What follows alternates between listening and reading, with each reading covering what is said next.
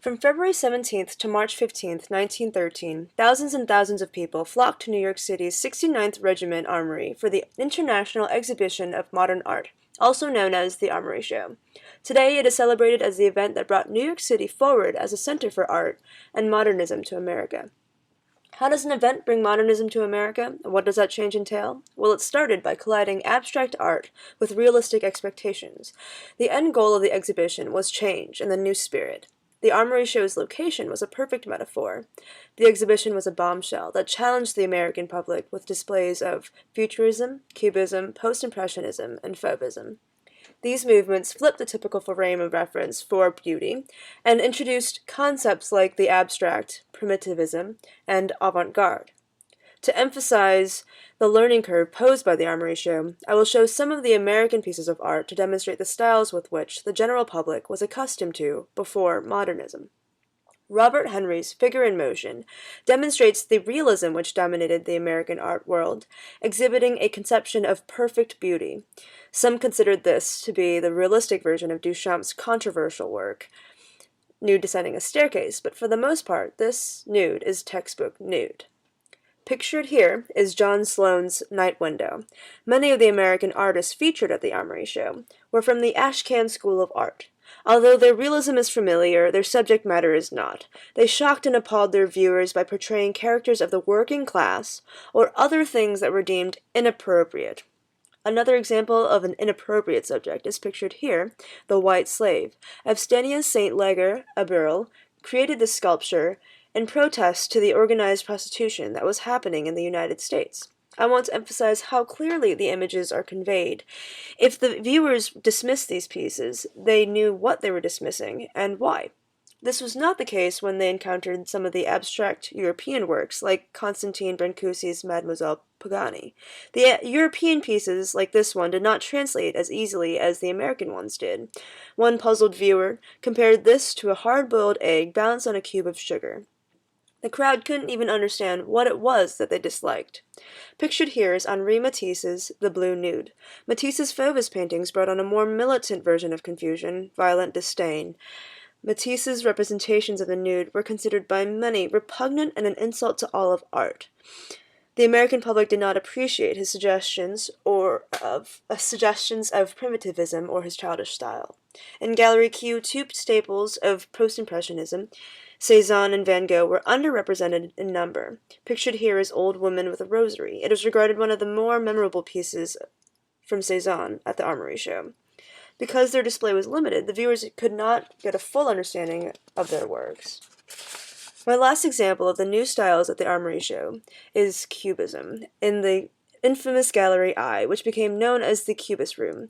Although Picasso is generally associated with starting Cubism, Duchamp's Nude Descending a Staircase was the sole representative for Cubism at the Armory Show. In a later interview, Duchamp shared his view of the style, quote, Cubism was sort of forced upon the public to reject it, end quote, and reject it they did. The Cubist and Futurist displays were the reason many considered the Armory Show a lower form of entertainment, comparing it to circuses and roadshows to emphasize that the art displayed did not hold up to respectable standards. But this did not keep people from crowding around Duchamp's paintings.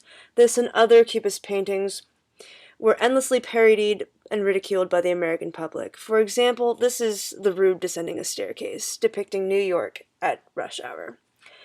Possibly the most famous layman criticism came from Theodore Roosevelt.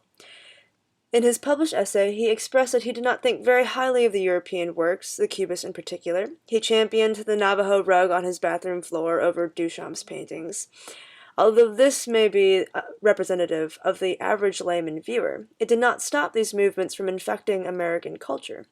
Poets and writers were intrigued by the new frame of reference for beauty. For example, Carlos Williams was deeply affected by Duchamp's nude. He writes the first time viewing it, quote, I laughed out loud when I first saw it, happily with relief, end quote. His comparisons of poetry to prose in Spring and All reflect the distortions of perfect representations of reality explored in modern art. Gertrude Stein had more influence on the Armory Show than by it. She played a crucial role in bringing the Picasso pieces to the exhibition and bridging connections between modern artists and art dealers. In literature, her styles of writing mirror Cubism, and similarly, her styles were heavily mocked at first. After initial reaction subsided, the American popular media began to absorb the styles of modernism. For example, this advertisement for Steinway pianos from Vogue and Vanity Fair from the 1920s exemplifies the abstract chaos that's encouraged in modern art. As a catalyst for the revolutionary shift in America, scholars of art history firmly believe that the Armory show was kind of a big deal. So I want to recognize a few of the characters that brought this bombshell of an art show together. First and foremost, members of the Association of American Painters and Sculptors, especially the president, Arthur B. Davies, shown here, and the secretary, Walt Kuhn. Arthur B. Davies recognized the similar events occurring in Europe and urged Walt Kuhn to travel overseas to try to secure certain European pieces for their exhibition. Kuhn obliged and traveled to 8 different places, procuring pieces by Van Gogh, Cezanne, Matisse, and Kandinsky, and many others.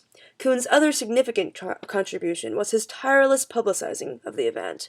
He reached out to universities in and out of state, offered free admission to students and other institutions, contacted museums through letter-writing campaigns.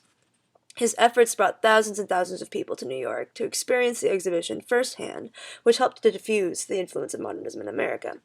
Last, but definitely not least, the funds for the event largely came from a small group of women, including Catherine Dreer, Gertrude Stein, Albie Aldrich Rockefeller, Etta and Claribel Cohn, and Lily P. Bliss.